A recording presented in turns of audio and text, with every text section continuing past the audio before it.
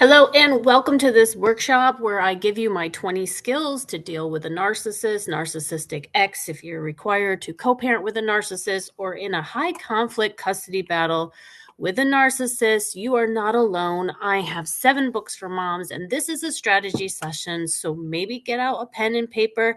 We'll take some time to just name them, go over why they may be useful or helpful for you to minimize conflict. So, welcome to my work. These are 20 of my skills. This is from my lived experience. I'm here to educate, encourage, empower women and mothers. Learn all you can because knowledge is power. My background is loving and leaving an alcoholic. I fought for 12 years in the front lines of family court with 3 lawyers over our only child.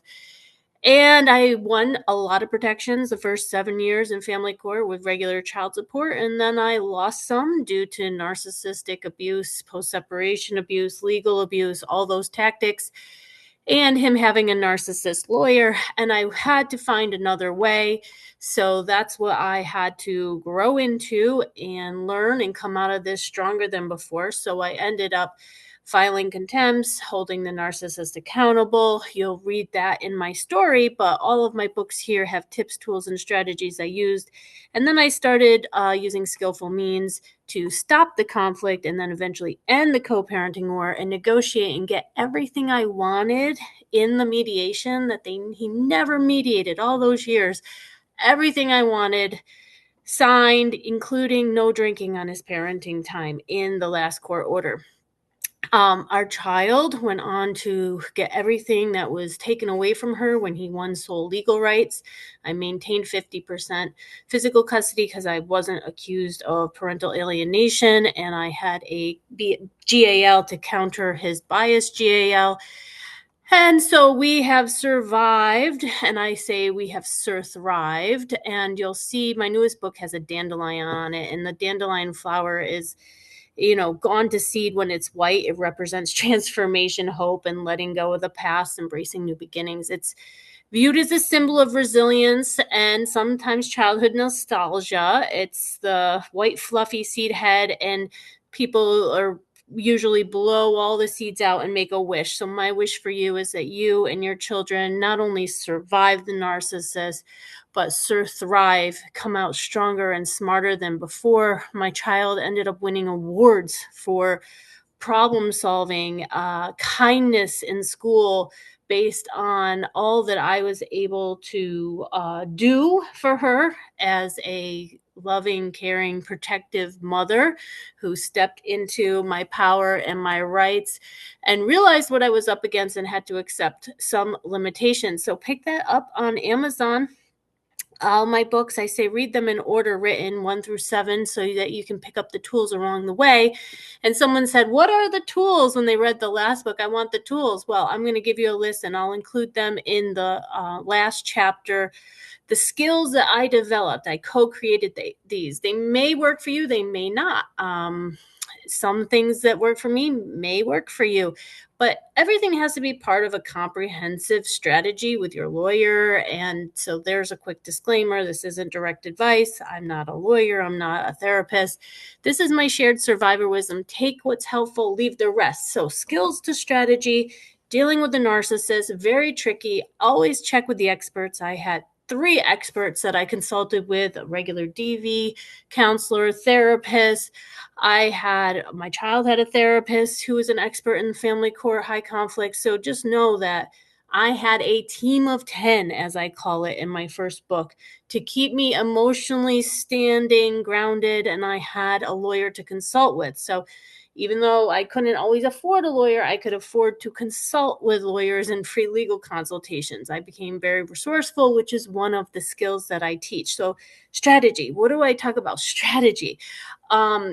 It's considered a high-level plan, specifically designed to achieve a long-term goal under certain complex conditions involving lots of uncertainty or limited resources. So most of the moms I work with one-on-one are the financially disadvantaged person in the empath narcissistic drama. Strategies designate where and how to play and win by setting priorities, making deliberate choices, as well as allocating resources. Resources is our time, energy, attention. We want to be giving that to ourselves and our children, not to our ex.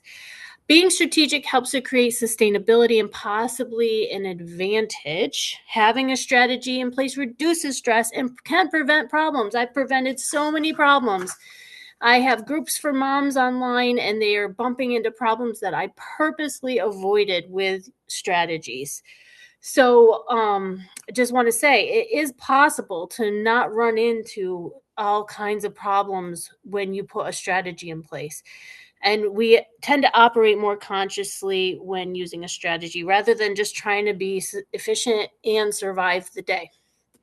So, 20 skills for dealing with a narcissist. This is a little strategy session for you.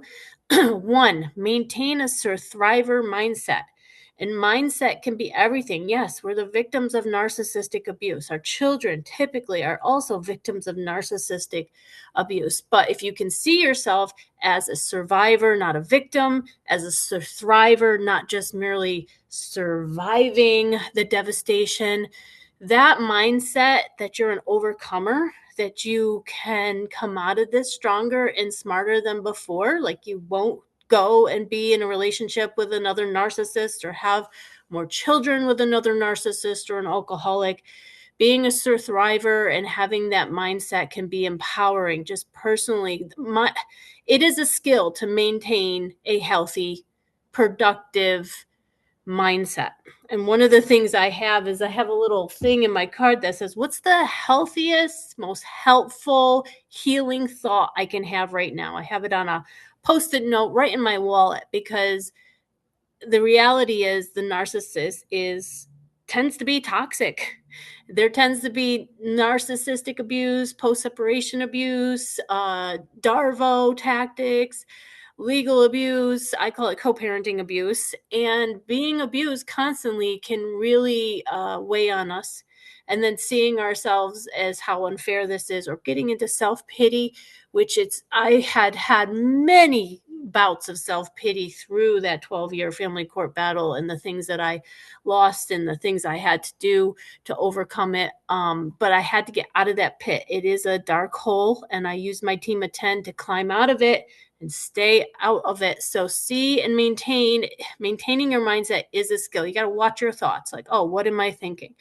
So the solution to a lot of that self-pity was to list my gratitudes. And I had a gratitude accountability buddy in one of my programs. Warm place to sleep at night and food in my belly. Women's rights in my country. I had to go down the list. Medical care, of everything that I could be grateful for, to remember all the blessings. So a happy, healthy child, or just a healthy child, was something that I would list. That I got to be a mom. I always wanted to be a mom. That I got to stay in her life, even if it was 50% time back then. So yes, I won the majority of the time back and do a lot of the work. Number 2 is to be resourceful and get help and support. So it is a skill to find and set aside time for hunting who can help. I spend hours looking for lawyers, calling DV agencies for lawyers that understood a high conflict, abusive ex. So being resourceful is a skill, and getting expert help is something that all of us need. So don't just hire the first expert that says they are a high conflict divorce coach or whatever. Listen to their videos, read their books, make sure their message aligns with what you want for yourself and your children. And remember, what worked for some of us out there doesn't work for everyone. So we have to sometimes co-create, pick and choose, and create our own strategies to survive a custody battle or co-parenting with a toxic ex. So number 3, learn to communicate at the narcissist level. So many moms are writing these long emails. I was one of them. Long emails explaining to the narcissist what he should understand and know on how to care for a child and prioritize a child. And that's just not how he thinks. So communication, keeping it short and simple and as if you're writing to a judge, and factual and non-personal, and without confronting and attacking, learning to communicate with the narcissist at their level, speaking their language, what they want to hear, what's in it for them. That's what they want to hear. So if you're not saying what's in it for them and how everything is wonderful or whatever, however they communicate, you're speaking a totally different language, or you're talking to someone who's determined to misunderstand you when you speak your language. And I'll talk more about that with the target of blame. So all of these, I'm going to write this out with some examples. Other one is manage stress by establishing, it's a skill and a strategy to say, all right, every Tuesday, Thursday, I go to a meeting, and I went to 12-step Al-Anon meetings. My ex was an alcoholic, and I was a typical codependent that needed my own recovery. I came from a dysfunctional family, so I attended some ACA meetings, and I attended CODA meetings. So I had a stress plan in place. I love to dance, so I said, okay, on these days I'll dance. I loved yoga. On these days I'll do yoga. When I didn't have my child, I made the most of it. So it was a real skill to manage my time. So time management, stress management, having a self-care plan helped me ground myself in sanity through the narcissist insanity and the incompetence of family court and CPS.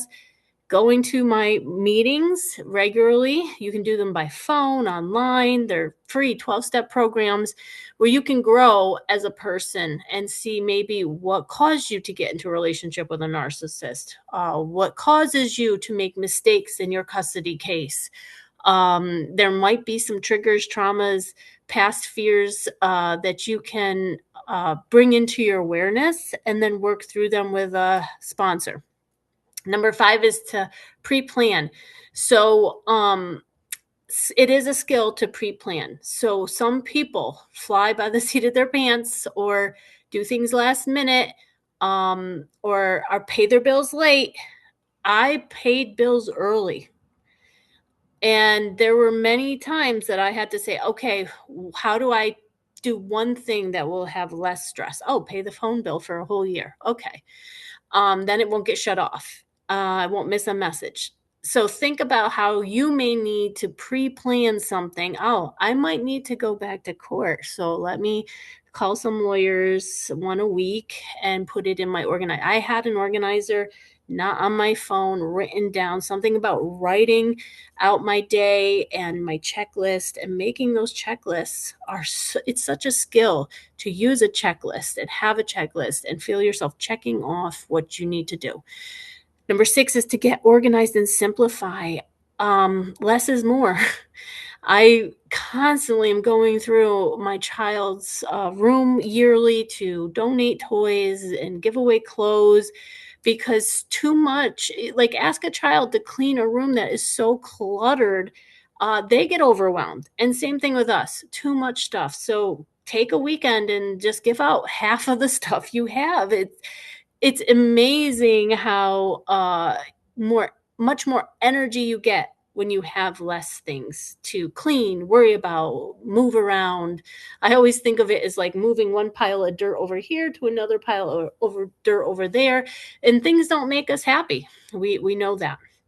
Number 7, not be or become the narcissist target of blame. That is a skill. So how do moms mistakenly become the narcissist's enemy to destroy in the narcissist's mind?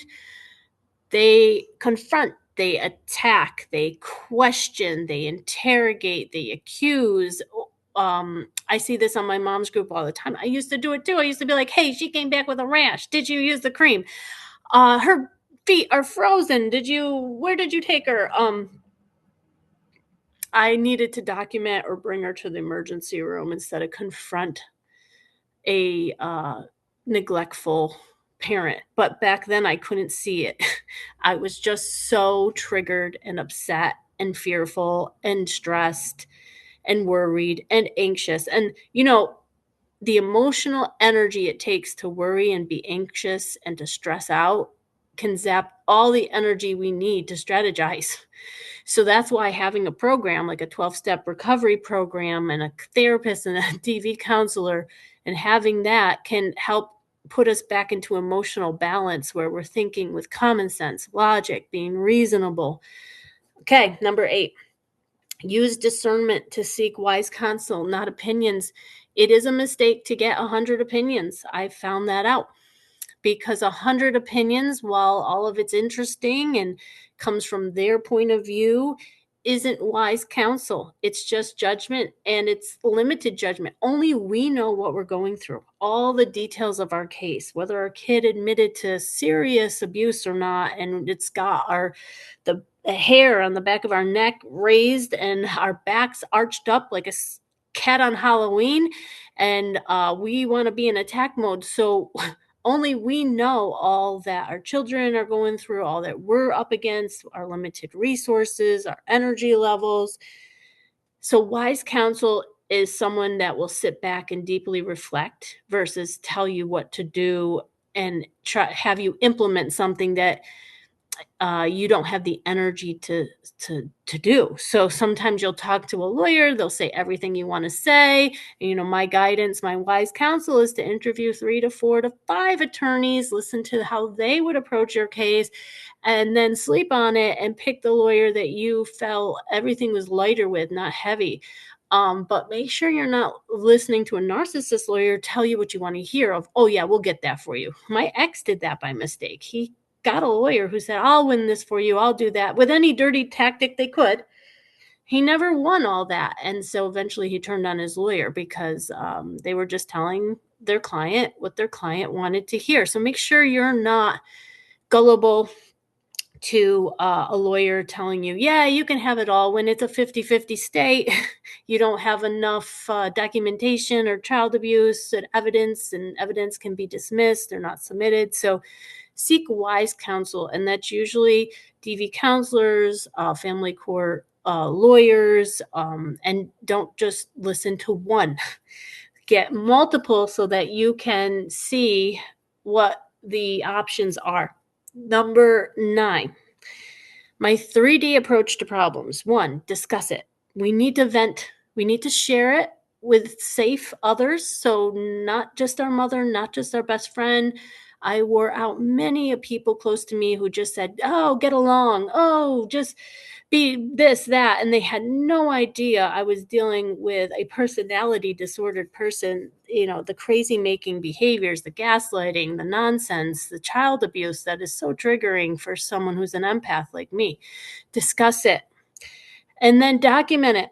Find a way to label whatever it is and get it labeled and numbered so that you show a pattern of behavior. And then 3, detach. You've discussed it, you documented, and you've got that strategy in place, the 3D approach, because holding on to it energetically can keep us stuck. So that's why I call it a 3D approach. Number 10 is detach and shield. So if you're setting a boundary, you may deal with boundary backlash because narcissists are boundary crossers. So setting a boundary with a boundary crosser inevitably leads to boundaries being crossed. That's the common sense. So if you're detaching, you may have to put a shield up from any of the backlash. If they don't get their way, they can escalate, increase hostility, yell. There could be physical violence. So when setting a boundary or thinking about setting a boundary that a narcissist isn't used to, I say get a DV counselor involved, connect with the DV agency that's nearest you. You can find that domesticshelters.org, and you can search. Here's 10 more. My castle and curtain strategy. It's I called it gray walling. It's like gray rocking, yellow rocking. But if you think about it, why did they build castles? High walls and defense systems. It's for self-preservation and energy conservation. And the curtain is that, not a concrete wall. Like if you threw a super ball, started arguing with a narcissist, it'll bounce all over. So I call it the castle and curtain because you put a curtain around that and it'll just drop to the floor. I teach that. These are all in my books explained more fully. Number 2, my customer service skill. I worked in customer service on the phone, appearing friendly and being like a person on the other end of a customer service call to the narcissist is awesome. I've had grandparents use this with their son-in-laws. it is excellent because all of a sudden we are just trying to be helpful. Yes, they're right. Oh, we'll look into it. Let me get back to you. Thank you for letting me know. Um, it really does diffuse the anger that a narcissist has when they're triggered or worried or fearful, or vengeful, or they want to retaliate. The customer service skill can take you a long way. Number 3, the silver lining strategy, to choose our thoughts and see the good or wait for it with hopeful expectancy. Can you see the silver lining in you surviving a struggle? You know, your children learn by making mistakes, and we grow and we strengthen when we use our muscles. So try to see some good in the bad. There is good things that come out of bad things. Many moms who have lost in family court have gone on to help change the laws for the moms coming up behind. So think about the silver lining that you can see. For example, in my case, the Mothers Against Drunk Drivers are now fixing vehicles so they won't even turn on if your eyes are doing something that resemble being intoxicated or on a substance. So see the silver lining. Is a perspective. You're like skillfully choosing a perspective to hold on to and think about, because what we think about becomes our emotions, is how we feel, and then our energy system is affected by that.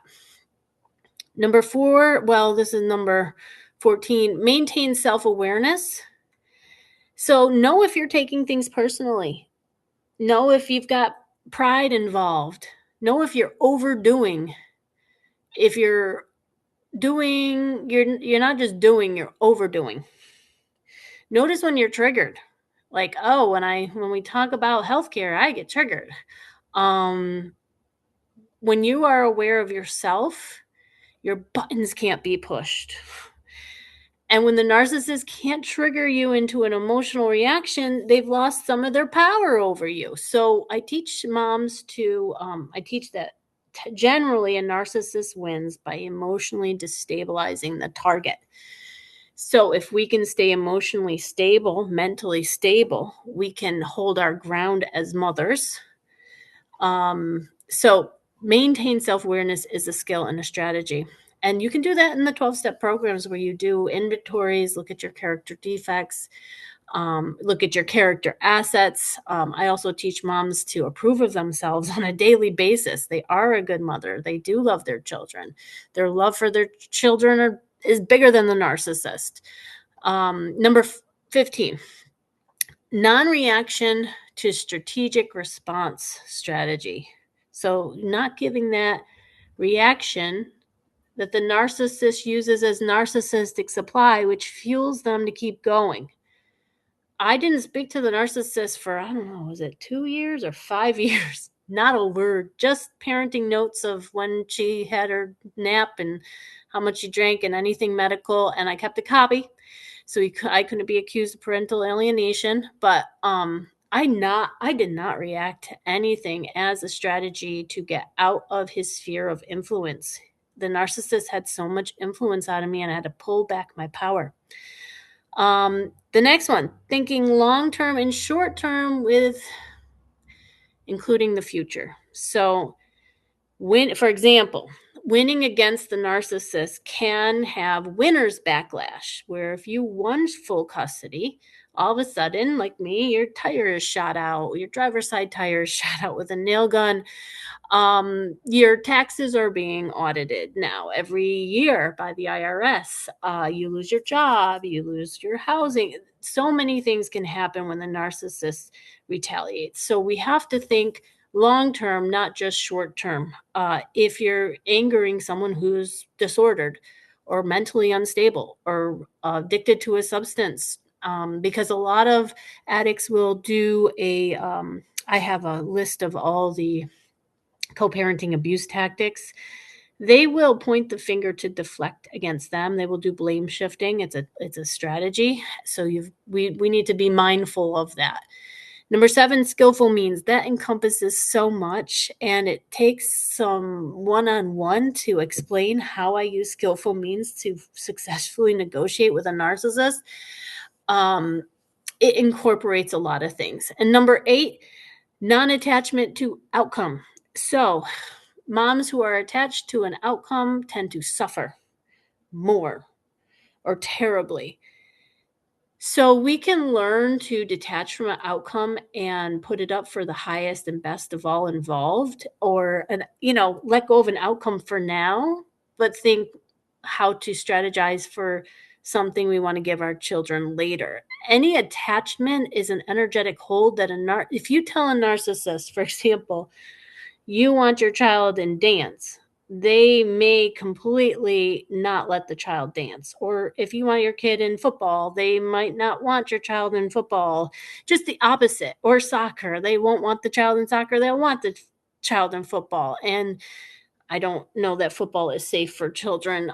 Some sports can be dangerous, but anything you want, the narcissist may counter, oppose, and want the opposite. But if you're not attached and you do it in a way, this is the skillful means, you do it in a way that they thought of it, that they came up with it, that is attributed to them, they'll approve of it.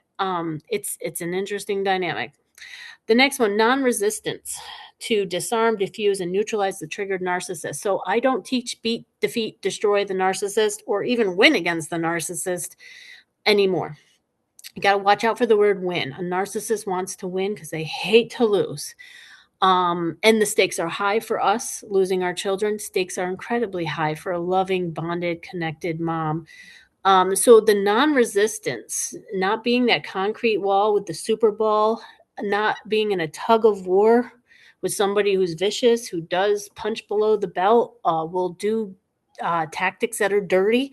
They play dirty in court. Moms will think it's a straight line to a judge. They'll just tell him that he's a narcissist. And no, you call somebody a name like that, you label them. No, unless they have a diagnosis that is open to being disclosed and the lawyer says, yes, we can use his but judge might not even know what that means. Oh yeah, he's self-grandiose.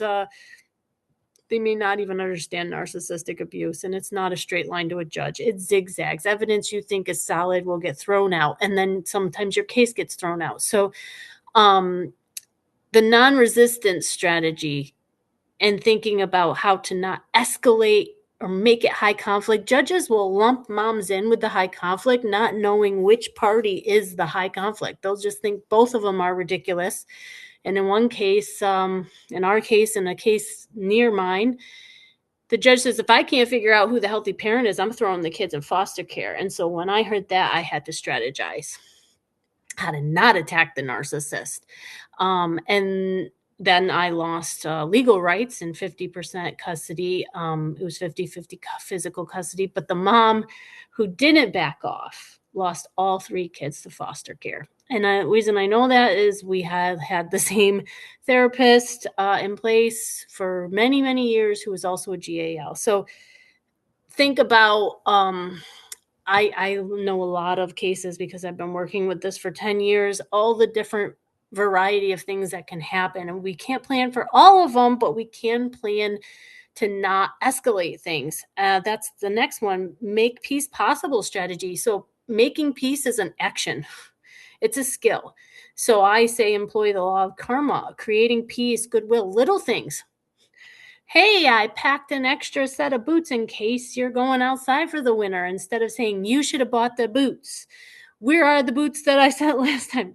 I laughed one summer. He had all the boots lined up on the back of his truck. And this actually came up in one of my groups. He said, are any of these yours? 7 pairs of winter boots.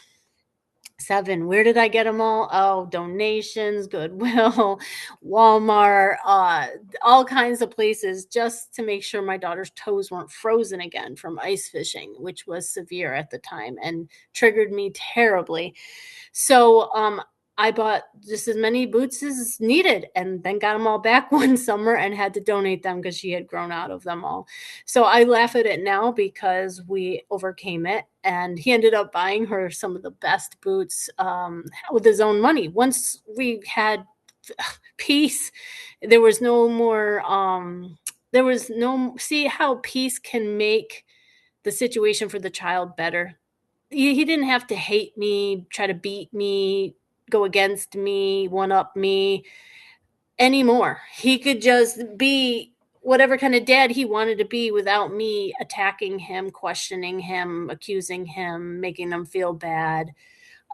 So the last one I want to give you is a bonus. Just stay inspired. Like, what inspires you? Take parenting classes. I took a ton of parenting classes. I wanted to be the best mom I could be versus trying to make a narcissist a good dad. And I do have a funny story. One time my child came home and said, Dad's got a book called How to Be a Father for Dummies. And I was like, wow, those books for dummies. It's like a series for whatever, computer, web design, anything. And I was like, he really just doesn't know how to do it. He needs a book for dummies.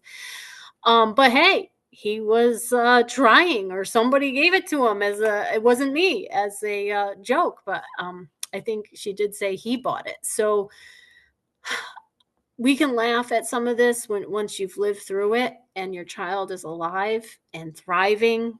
I have a child with perfect attendance, high honors in all the activities she wants, excelling, top athlete, winning, 10-year awards, therapist for 10 years, her own phone. He got her the highest level phone. So I can say all that now, but during that time, I was so worried and so fearful. So I hope this strategy session was helpful. You can come to my blog and read some of my articles. My YouTube channel is loaded with free videos. Remember to like and subscribe this channel or podcast. If you're listening on Spotify, thanks for listening. I have plenty of other things to listen to if you think this wisdom will be helpful. So I co-parent with a narcissist. I have peace today.